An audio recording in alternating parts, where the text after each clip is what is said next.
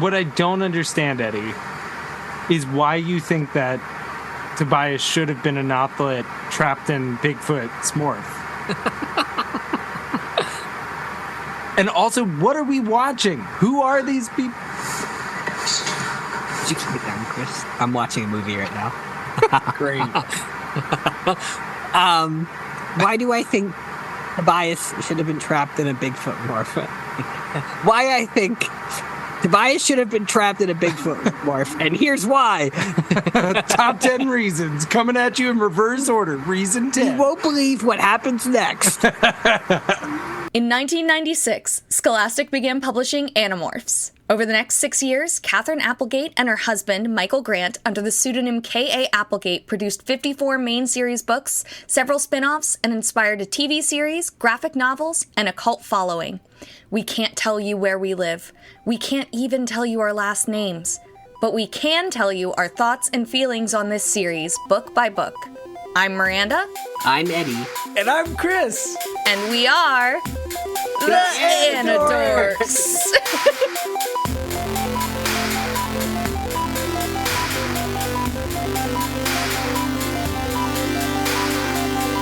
These may be kids' books, but we discuss dark themes and mature content. There may also be some explicit language. Listener discretion is advised.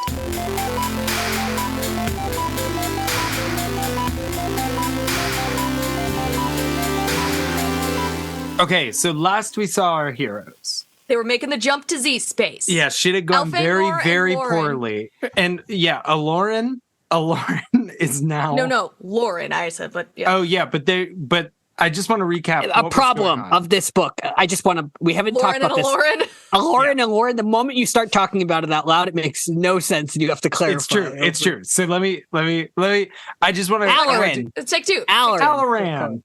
Not to be confused with our Loren. But so chapter 27, that's where we left off last time, right? Yeah. So let's just do a quick recap here because this is nutso. So Alaran is now Visser 32. Yes. So, okay. So we got a new name for Alaran because he is now Yerked, and he's Yerked with Visser 32. Formerly Sub-Visser 7. Right. He is so confident that Elfangor isn't going to escape that he basically, in true Visser 3 fashion, talks so long that Elfangor can escape. It's like mind-blowing. And then Elfangor isn't willing to kill him. So he's like, hey, I'm gonna pretend to be Visser 32, and I'm going to use that to try and get them to kill Visser 30 Alaran Visser 32 for me. It doesn't. We don't know if it's worked yet, and we've blown out of the solar system. And I think my favorite part from last time was imagining him trying to RP Visser 3. That's all right, cool. So now we've got the time matrix lashed to the bottom of the ship. Yes, very important. We actually got energy ropes. Energy ropes. Yes, we love energy ropes. And it's so now chapter 28. This chapter is I reread it today and I'm realizing it's one of my favorite fucking things in the entire series. It's a really good chapter. It's a really good chapter. So they're in zero space, presumably, because Loren starts off saying, so this is zero space, huh? To which Elfangor starts explaining it again, being like, well, it's not really. We've been here for a full day. Yeah, and he's like, I've explained this to her at least Their 4 eyes times. are glazed over, just staring out a window.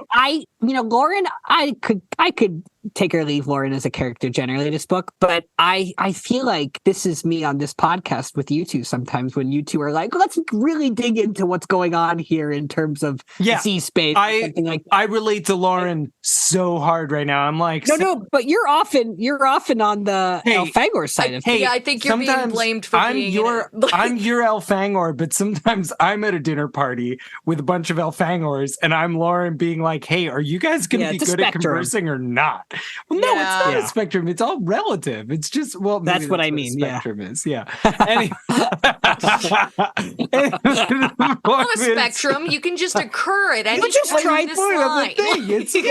I was trying to say it's subjective. Anyway, So they're in zero space. You just went into Elfangor mode, actually. That's what happened right there. So the Tom Baldy's hand gestures. Elfangor tries to explain it again. It's apparently blank white, just like empty whiteness. And he says, it's not really anything, because she's like, what is, like, I don't understand what this is. And he's like, well, it's not anything. And he's like, it's anti-space, like antimatter and anti-gravity. Well, zero space is anti-space. And I'm like, this sounds so jargony. I'm like, no, you're not making it better. But I think you also read that right, that there's an edge of frustration where he's like, because he's like, I've said this twice in the past. It's like, how there's red. He's doing a bad job, though. Blue. Mm-hmm. Yeah. Saying, like antimatter and anti-gravity, he's just trying to hint at what the anti is doing in the word. Right? He's not actually helping. No, he's not. I don't think that's the part she's struggling with. He's like, this prefix means, like... He's just glazed over, though. Like, he's just, like, hands on the wheel, like, I don't know where we're going. Like, we got gas a couple hours ago, like, everything. And, like, so Loren had been yerked, and when they got up there, the yerk was particularly hungry and was, like, very close to needing to be fed Kandrona rays. So, like, he struck a deal with the yerk saying, like, if you just hop out of her ear, I won't just kill you outright. I'll freeze you. So he does that, but what he didn't tell little yerky boy is he shot him into the sun, which is, like, pretty well. He shot him out near the sun, and he's probably going to go into his sun. He could theoretically be found and rescued. He probably won't. And I'm like, I'm just saying, is this that different than flushing those 10,000 yerks? Yeah. Although landlords prefer if you don't flush anything other than toilet paper. That's... I think you could flush even if it says septic safe. Even if it's a septic safe yerk, I would err on the side of caution. And he's now about to go into he's like, I know that Loren is trying to just make conversation because I'm holding her captive in Z space, but he is just so mad at himself for being in this situation. He's really for basically upset. for basically being a chump, like just chumping it up so damn chump hard. Yeah. And also in this moment of weakness, he's like, I'm wrong about war. Loren was totally right, and I'm just not cut out for this. We get a bit where he says, I was a fool, a silly child living out storybook notions of decency and fairness. There was no decency in war. Loren had tried to teach me that. I learned it too late. Which I thought was I feel like it's a nice little check-in with what's going on. It's very nice. Arc. Yeah. Also, just in this series, I feel like that's also the debate that happens among the kids. Yeah. Except they have no agency in the matter because the war came to them and they feel obligated to defend. And I guess neither does he. But Loren Chapman chimes sort in. of tries to. I was going to skip Loren's thing because Chapman sort of tries to rile him up a little bit. He's not yerked anymore because Sub-Visser 7, now Visser 32, had been in Chapman before he moved into Aloran. So I guess he just wasn't yerked when he raised a phaser or a shredder at Elfangor. He was just in it for shits and giggles. It's hard to say. He might. I don't know. He probably was yerked. And so he just runs down the list of his biggest fuck ups so far on this mission, and he's like, "Oh, it's gonna be hard to explain to all the folks back home, huh?" He screwed up bad. Arbron trapped him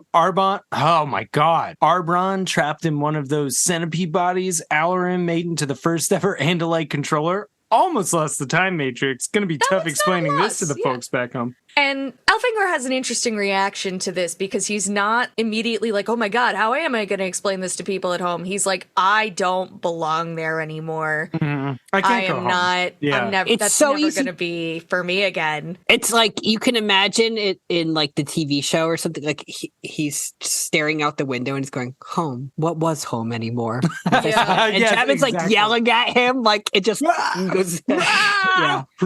You stupid Andalite. Yeah. And then, but this is also important for where we're going to go in part 3, that Elfangor is even thinking about this place and about home, because we haven't seen it this entire book. Yeah. And I don't think Axe is defined by his homesickness in a lot of ways, but I don't think we've really seen Elfangor experiencing this. And I think part of that is just because he hasn't, he's been gone a little while, but up until now, he's never had any reason to think he'll have any difficulty going home. Mm-hmm. Yeah. You know what I mean? Up until the tax on Homeworld, everything was totally normal. It's really only been 2 days. Mm-hmm. Yeah, it's true. Since things really took a turn. In the he background, wants adventure, and he doesn't. The stakes, like Axe wants home. Adventure in the great white somewhere. God.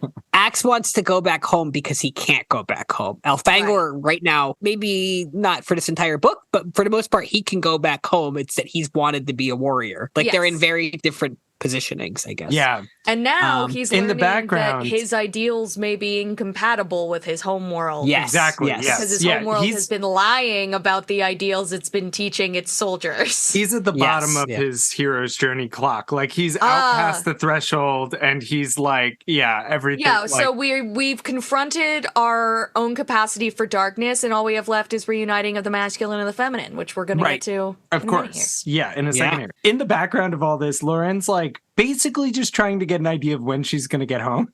Like she's just like, have you decided where we're going, Elfangor? And he's just like gripping the wheel, having his inner monologue going, and then Chapman's yelling at him, and she's like, hey, snap out of it. We're going in circles in zero space, which is something may not strictly be possible. Yeah, if zero space is anti-space, it Yeah, would it's exist like, all how do within you a go in single circles point. in So there? yeah, I don't know. It's a valid But she's question. also basi- comforting him a little bit. She's like, Yeah. you did do the best you could. You're just a kid like me. And he's like, I'm a war kid.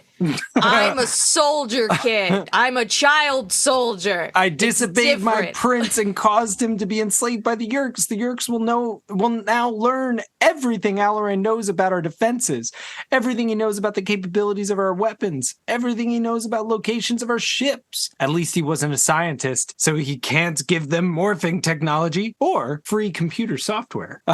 But he was still the greatest intelligent leak in Yeerk history. Intelligence victory in Yeerk history. I love that a problem they have with the Andalites in the series is that the Andalites know more, like, especially in our regular books, the Andalites know more than everyone else, right? Like, they're highly developed people, but they can't just give all of the answers and all of the lore all at once. Right. And so they're constantly walking the line of who knows what and who knows how much and why they can't share information. And in this case, it actually is a pretty good, like, well, Alaran's not a scientist, so he can't give them the morphing technology. But don't we feel like Axe or Elfangor, neither of them are scientists, right? Yeah, why Elfangor was is. Elfangor able to give it? I mean, he had some sort of device, and we still have, as of right now in this book, and actually forever in this book, have no idea how he got that. Yep.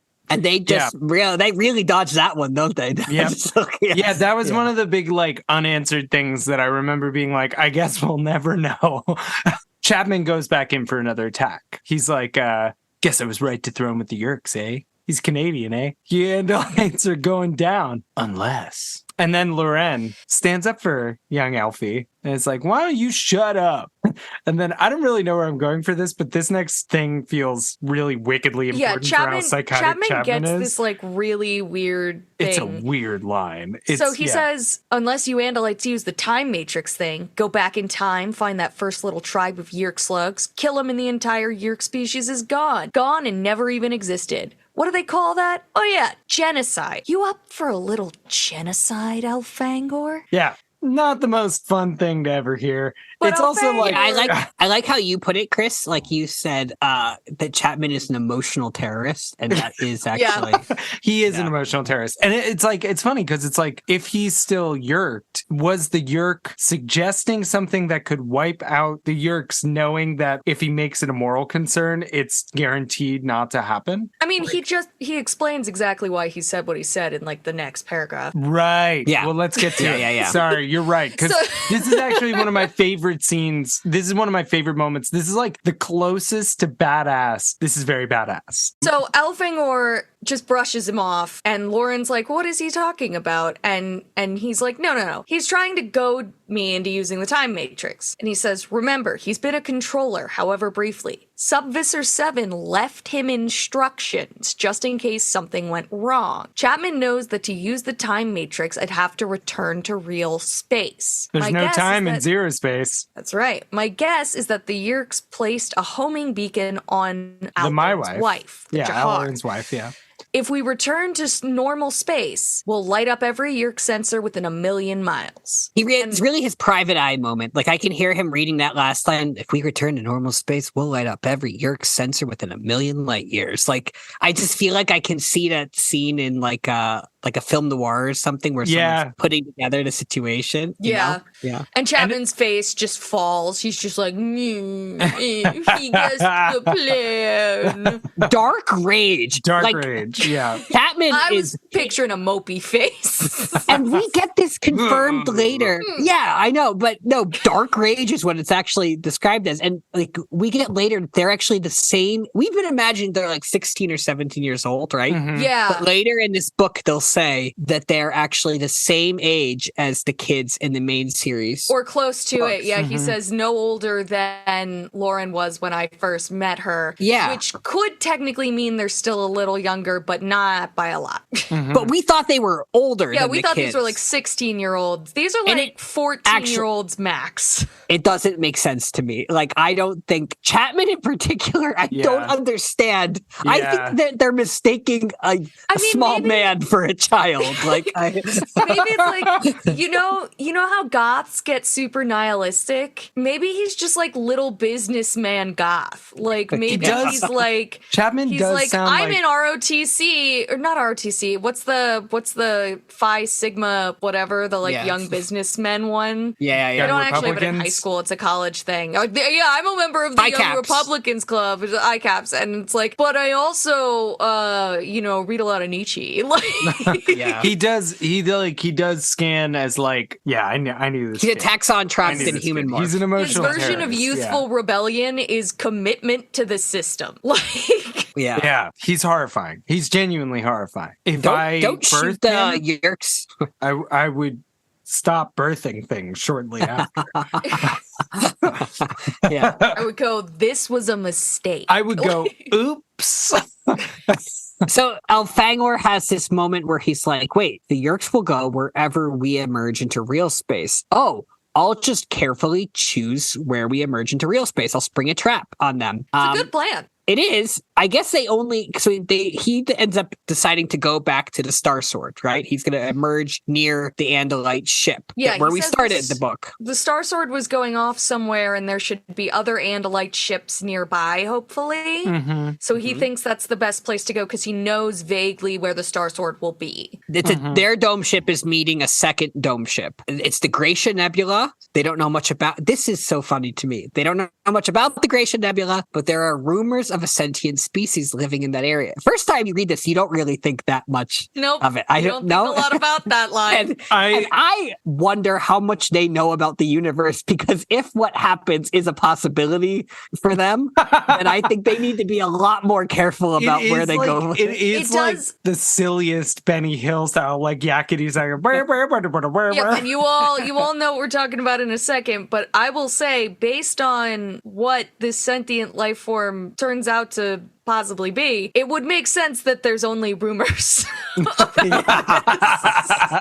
There be monsters. It's like a big there be monsters moment. Yeah. And the Andalites just got too big for their britches. They're like, oh, these primitive backwater space travelers are like, oh, we don't travel in them there parts. They're like level 3 going into level 12 area. Yeah.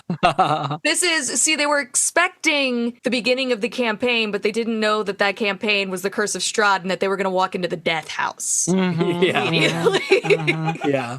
So he decides this is what they're doing. Loren's like, so this is like, you can drop me off home, right? Like, wait, we'll be close to this. How close will this be to Earth? He's like, oh no, like, honey, no. He really does give like a honey, no kind of answer. Yeah. And then she says, Elfangor, am I ever going to get back home? And he says, I will do my best. And see, I heard it in this tired... I also heard it in that tired thing, too. Of like, I heard it in this Loren, tired I dad will do my voice, best. Do my best. Stop asking. I'm trying to do 6 things right now, and I can only do one. It's like, you know the scene in The Incredibles where they're all in the car, and he's like, surface streets or freeway, and she's like, it makes more sense to take the surface streets this time. He's like, no, I'm taking the freeway. And it's like, they're doing this. And they're like, Dad, when are are we gonna go, Dad? And he just like cuts across 6 lanes of traffic. Chapman responds to this and he snorts. I don't have a snort. I can't do a snort. Try it. I Try can't it. really snort.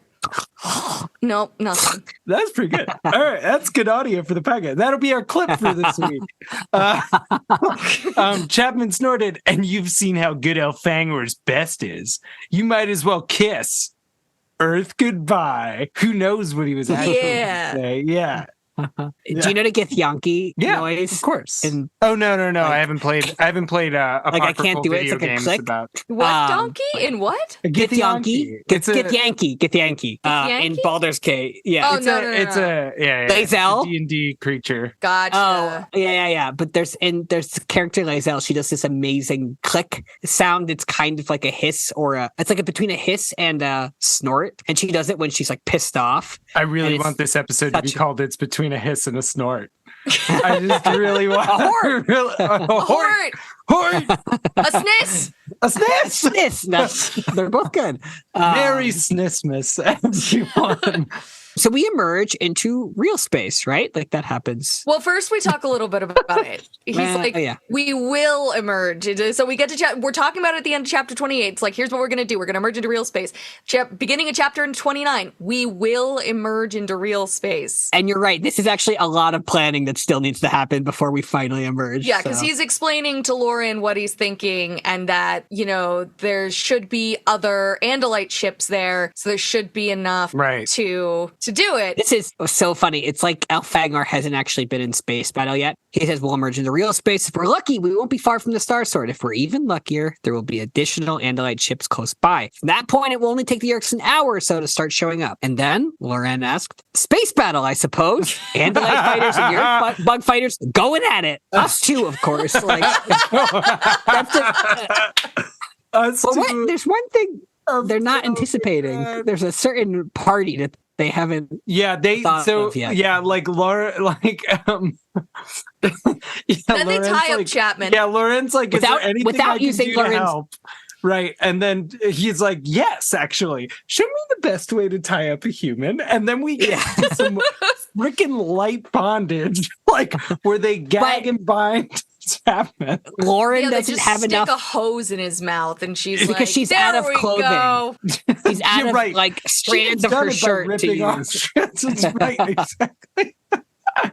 It would get tasteless if she went any further with that. So. And then Elfangor's like, oh, this won't hurt him, gagging him like this, and she's like, no, unfortunately. Mm-hmm. And she smiles to show she's joking, and which is good because he really, joking. yeah. I think we should just eject Chapman like in some sort of bath of soft soap out into space. That's technically a callback, but it's not very parsable.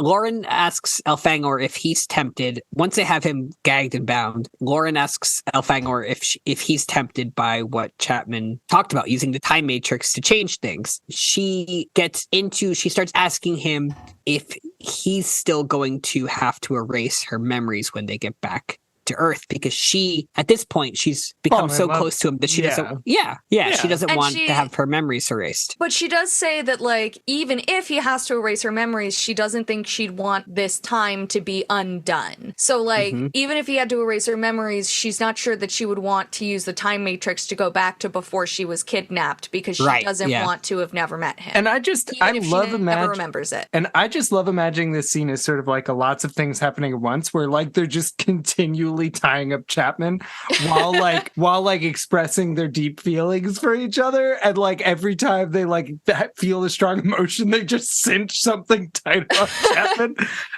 But they start to trade back. They start to talk back and forth about like he like found a pamphlet in the Mustang and just saw how beautiful Earth was, and he was like, and like, oh, what does he say? It's like, I also found they have those white cylinders. It looked very beautiful, wonderful, delicious looking grass and tall trees and streams of water that bubbled across stones. Is that what your home's like? And did you stick white cylinders in your mouth when you went camping? And and she's like, oh my God, those were cigarette ads. They've been illegal for actually it's the 70s. I'm not sure they're illegal yet. She's like, they're very legal. Yeah. Well, the ad, it used to be illegal to advertise, but she's like, no, they're bad for you and you shouldn't use them. And he's like, so humans go beautiful places and use sickening cylinders. Why? She's like, you know what, bud? I can't deal with that right now. And then they start It's getting right around the time that Star Wars, isn't this when it's the prequels where Star Wars they have death sticks that people snort? Oh my God. Hey, you want to Oh buy my some God. death sticks? No.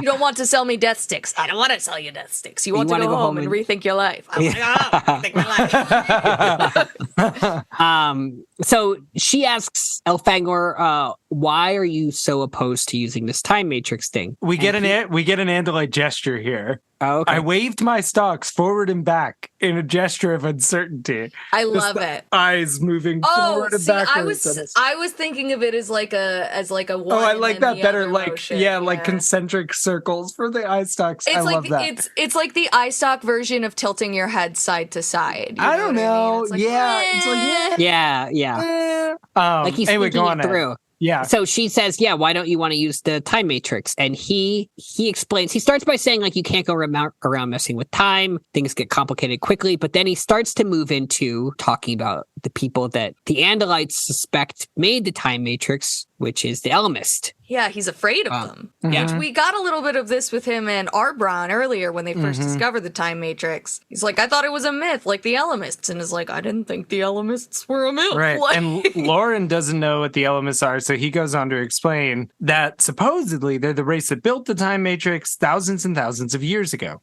They built it, and then suddenly, as far as anyone can tell, they vanished. The entire species of elements just vanished. Pretty wild And- stuff. Like, and she pretty asks wild him, stuff. it's Like, crazy. where did She they asks him go? if he thinks it was because of the time matrix, if that's why he's afraid to use it. And he's like, no, no one really knows. But he does sort of say it's sort of twofold, right? There's sort of this fear that if the time matrix is what caused them to disappear, whether it was that they transcended this plane of existence or that they all died, that could happen to me too. But also, I could just make them mad. Like they could come back. still out there and like they could be like not wanting anybody to use this, and I am not equipped to fight a mythic creature. It may as well be a dragon to him.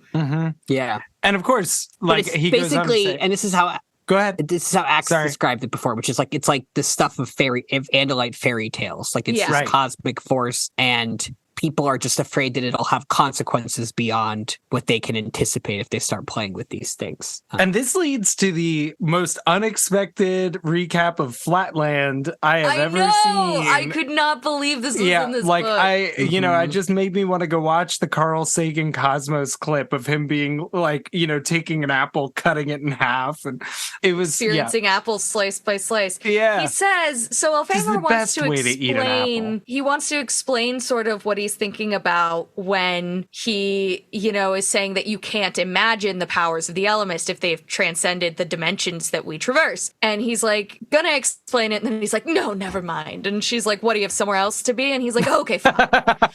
He says, okay, well, you know that space-time has 10 dimensions. We all know that. There are the normal dimensions of up, down, left, right, and forward, back. Then there is the 4th dimension, which is time. Then there are 6 other dimensions, but they are curled up into themselves so we don't see or feel them. All we feel are 3 space dimensions plus time, which he doesn't add. We experience linearly, unlike how we experience the other 3 dimensions, which is pretty critical. He also, it's sort of like he skips that part, but he skips it in the Flatland part too, where like he doesn't explain experiencing 3D images as slices like that. So what he goes on to explain is, if we were just 2-dimensional, call us the flatties, which, itty bitty titty committee unite. But like,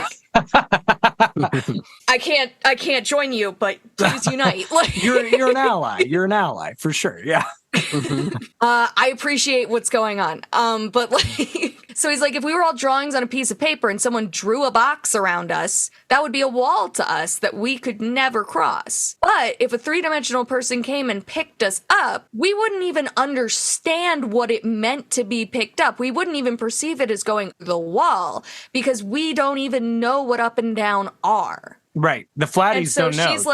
She's like, oh, so we're like the flatties, but with 3 dimensions. So the cubies, and cubie means 9-tail, So Kyuubi, Kitsune, so they're nine-tailed foxes. It's all Keep been going, a keep yokai going. thing all along. Just keep going. Go deeper.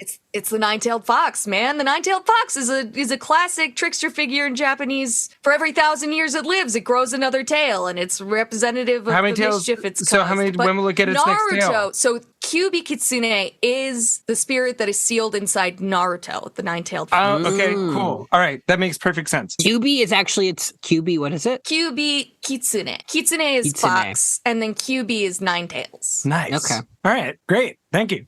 Elfangor hit that last point about the fox, especially About the hard. fox, Yeah, yeah, it's no, You're it's going to like forget hard. everything else. And it's remember the 1,000 fox. years per tail, okay? Yes. 1,000 Yes, yeah. years per tail. And that's going to be Yeah. critical when you get picked up by an Elemist because it's going to let you know how far in the fourth dimension you've traveled. That was epic. Sorry.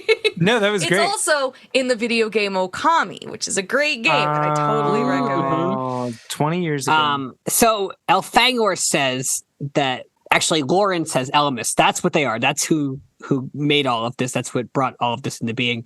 Elfangor says maybe, no one knows for sure, but we know that someone built the time matrix. It's something that someone introduced into the world. Yeah. And someone who's real and someone who isn't around anymore. So even if the Elemist isn't real, this is clearly a sign of this higher power, this presence that's been here at some point. And then he says that if we could possibly use this time matrix to pop in and out of time, or maybe just disappear like the Elemists have. Mm-hmm. And then Loren's like, but maybe we just make the Elements mad and draw their attention, to which he's like, yeah, exactly. And then she's like, but if you give the time matrix to your people, won't they just use it anyway? Like, even with all the risk, can you really trust them to be ethical with this? And he's like, a week ago, I'd have said, absolutely not. They definitely wouldn't have done it. I'd have said Andalites don't do things like that, not even anymore. But now, whatever Loren chimes back in. Lauren's just asking leading questions. Yeah, but here. she's she's kind of on fire. Like, though. objection leading. Like, yeah. She says, not but now, admissible. whatever Aloran did on the Hork-Bajir planet, it was wrong, wasn't it? Wrong. That Yeah. was It was wrong. And he says, Loren, I don't know what's right or wrong anymore. I just don't. She has those beautiful blue eyes, and she's Yeah. just like He looked at her hypnotizing. with his main eyes for that, which to me just says it's just been the stock eyes. The main eyes have just been out the window. It like, I love, they always describe themselves as like, it's hard to sneak up in an Andalite who can look in at all directions at once. And I'm like, are they constantly looking in like 4 different directions? Like, Yeah. he looks for me. Good. We're going back to normal space. I said. What's the And point of the eyes like that aren't the, what do they call them? the stalk eyes? Stalk eyes. Yeah. The what? But their other eyes.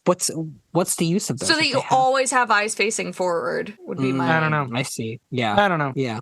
It is kind of like they just started with a familiar face and added stalk eyes. the No, they stalk definitely eyes. did. Yeah. We get, we're not going to get it now, but I want people to know we get some truly unhinged creatures in the back Yes. third of this. Yeah, stick That with are us, like- guys. It's like all the other creatures that you're like, oh, they're like our creatures, but kind of weird. It's not that. It's not that.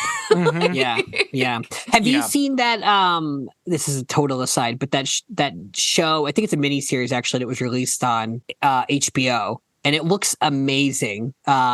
What is it called? But it has that kind of thing where I watched it, just the trailer and the planets. And I always want kind of like Outer Wilds, like galaxies and like planets that are truly strange and don't rely on like our Yeah. framework of how Right. things are. But it's rare that you actually get that. And this show is entirely that. It's a completely strange planet where you're like learning the rules as you go. And I've only seen the trailer, but it looks amazing. I'm excited about it. It Yeah, I sounds don't know cool. anything about it. I'll tell us at the Elfangor end. cuts in and he says We're here. that, yeah, we're here. Basically, okay, Google said it. Like, you are now arriving at your destination. And then he Right. just turns to Loren and says, we're here.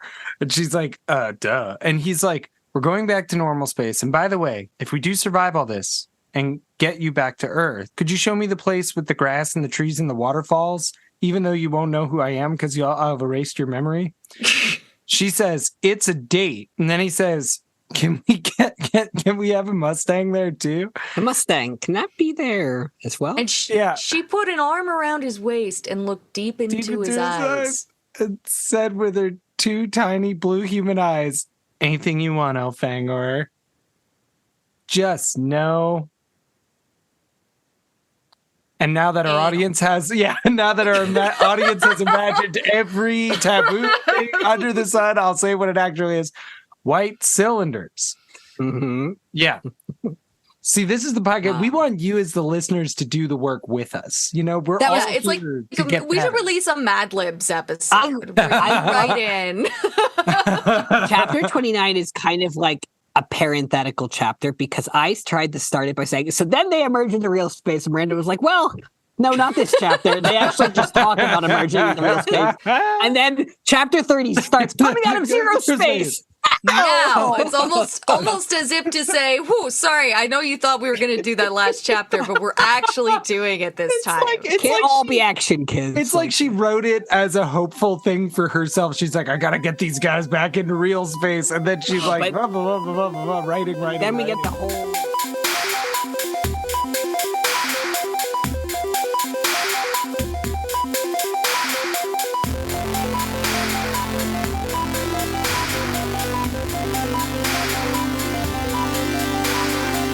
Thanks for listening to Anidorks.